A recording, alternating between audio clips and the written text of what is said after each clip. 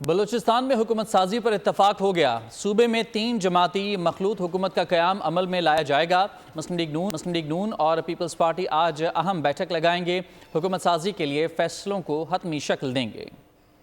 بلوچستان میں کون بنائے گا سرکار؟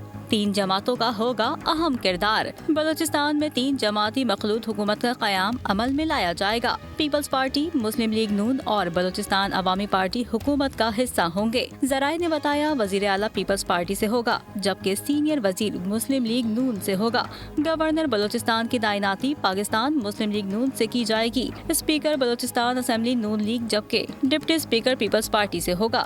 صوبائی کابینہ میں پیپلز پارٹی اور مسلم لیگ نون کے 6 وزیر ہوں گے، جبکہ 2 وزیر باپ پارٹی سے ہوں گے۔ وزارت اعلیٰ کے لیے پیپلز پارٹی سے مضبوط امیدوار نواب ثناء اللہ زہری، میر سرفراز بگٹی، نون لیگ سے جام کمال خان امیدوار ہیں۔ نون لیگ کی قیادت وزارت اعلیٰ کے لیے نیشنل پارٹی کے سربراہ ڈاکٹر عبدالمالک بلوچ کے نام پر بھی غور کر سکتی ہے۔